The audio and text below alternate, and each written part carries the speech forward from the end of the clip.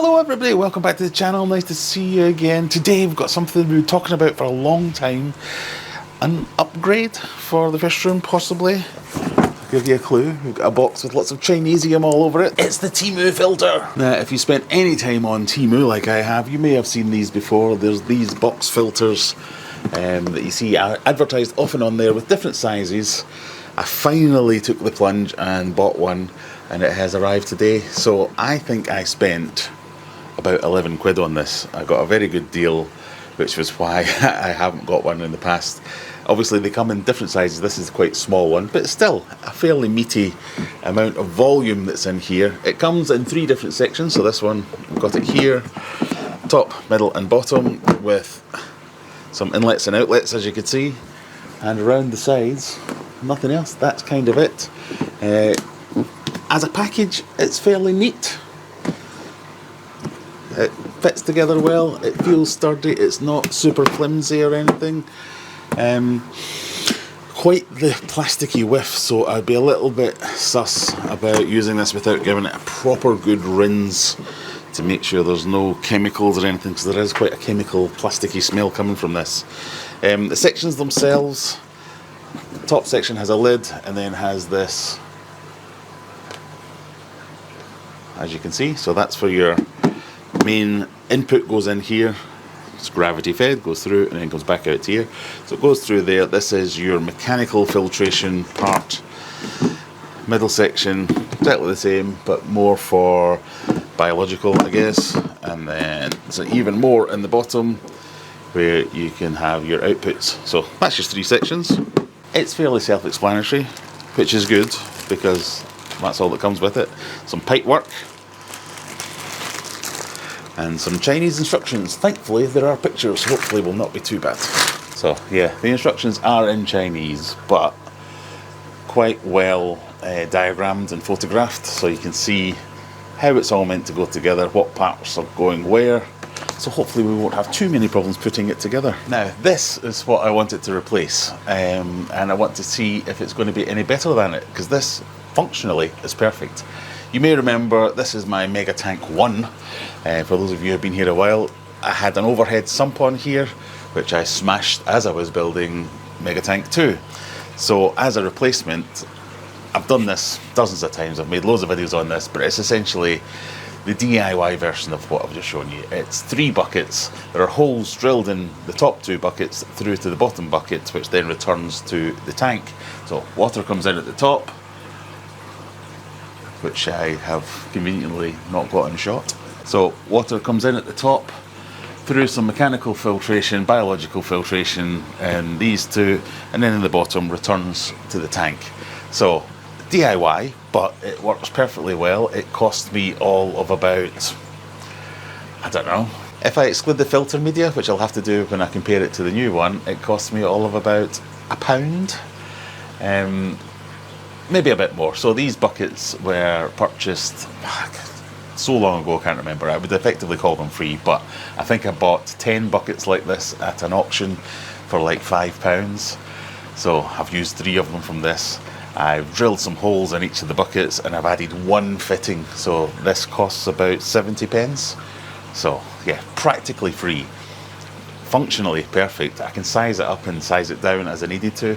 My original plan was to just get more larger buckets and have something a bit more permanent here, because I do like this. Let me explain better.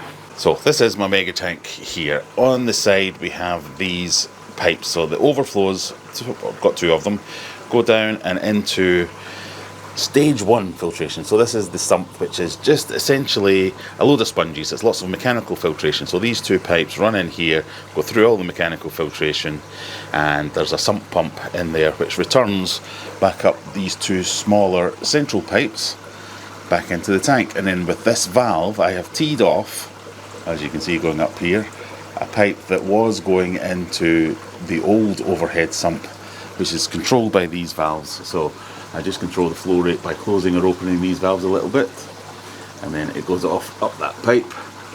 And it used to go into the overhead sump which sat there, but I've done some jiggery pokery which now puts it into the top of this filter and goes back in. So I'm going to use the same system to use this filter. So I think it'll be quite an even test. It's not going to be a super scientific test where I go and measure how much nitrate reduction I get or any of those kind of things. It'll be, does it work? Does water go through it? Does it disperse the water evenly? I'm sure the answer to all those things will be yes. That cost me £10. That cost me £2. Like I said, the instructions for putting this together, they're fairly self-explanatory, but the diagrams are pretty good. I can't deny the amount of fittings that you get for this price is pretty good. You'd be doing well to pay for all these fittings individually for that kind of price. And they seem quality, they're not flimsy or they don't bend easily, they're not thin-walled or anything. They feel like decent quality parts. And they're shaped and sized right. So these are all, I'm not gluing any of these at the moment, and the way that they're going together, they fit so well that I don't expect to have to glue them, to be fair. These are the return sections that go back into the tank, so these fit in this bottom section, which, like everything else, is a proper good snug fit.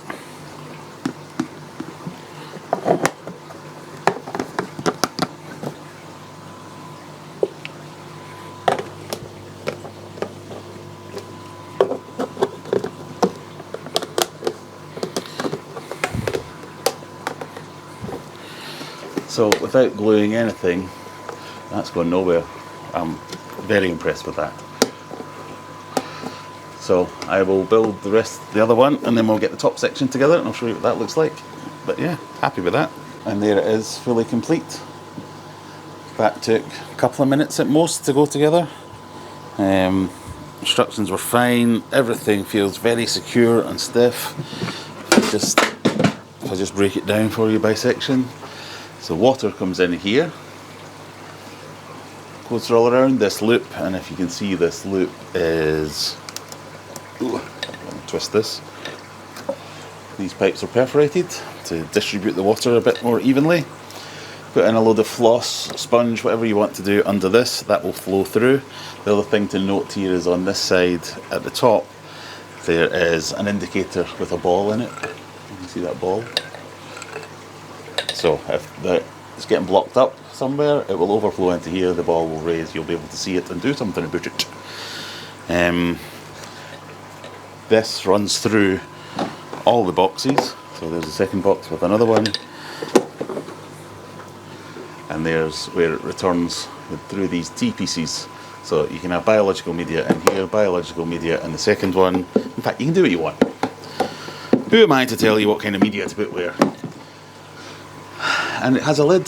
It's a very compact, I mean, it's not nice looking, but it looks more proper than my DIY version. So let's swap it over and get it running, see how it goes. So that's it. As full as I can get it without creating any gaps between the sections. I could put some more, maybe one small layer of biological in the top shelf, but at the moment I've just got filter floss in there. And my first observation is it's not holding as much as these buckets did. So we've got 1, 2, 3, 4, 5, 6, 7, 8 more bags of filter media that were in the bucket method compared to this. I just put them side by side, you can see the size difference. So it is quite a bit smaller, so that is to be expected. So maybe I should have sized up, or can size up, or double up. So when these come back on offer, maybe I'll get some more if I like them. They definitely look more like their equipment rather than man cobbles together some buckets and drills holes in them. So let's get it on. So I think it makes sense to put it at the back of the aquarium because I've got more support back here and I have to do minimal faffing to get my water in here. So yes, it's a bit elaborate, but I'm not sure I'm going to keep it yet, so we'll leave that for now. Got this bit of pipe here and drill a couple of holes through the roof ceiling to get these back in. But essentially it's going to look like something like that. That should do. Right. Let's drill some.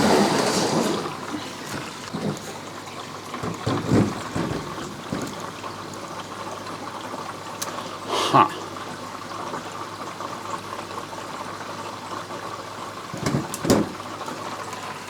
I either have to raise this up a bit, so as we have the valves above the lid, so as you can hopefully see they're a different height, or have the valves underneath, which means it's harder to access. I think we're going to raise it up a little bit. That should be least objectionable.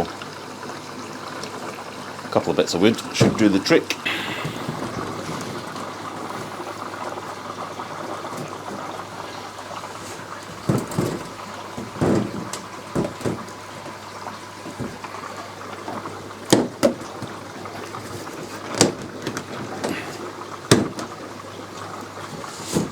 There we go. Does of course mean that I can't get this bit of roof, I keep calling it a roof, this lid off without removing all this. But I could work out some kind of hinge system later maybe.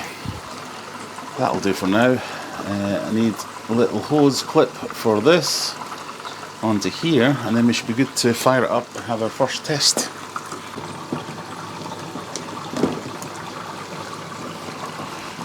Right, so if I just shut or open these valves a bit, you should start to see water coming through and spilling everywhere. Okay, a bit more tightening required. That's not happy, so I'm going to have to do a little bit of a retrofit.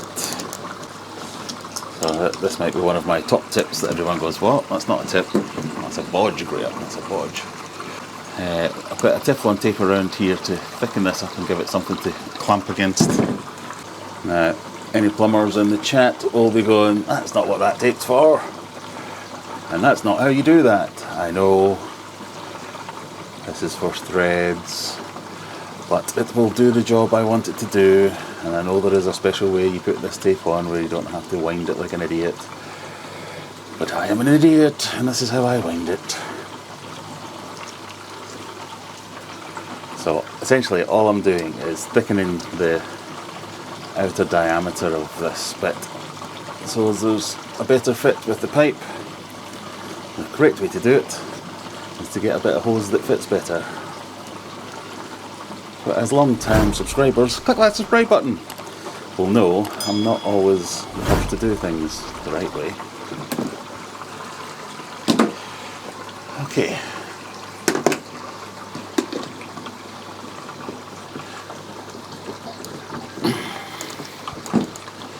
Try that again.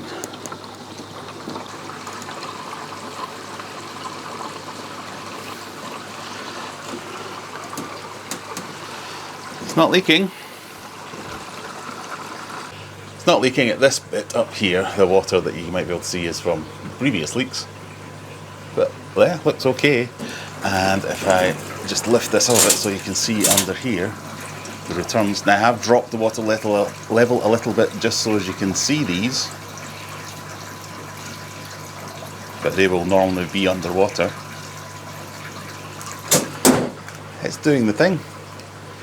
So now all that remains is me to crank up the water a little bit, see at which point it overloads it or if it's happy with the throughput.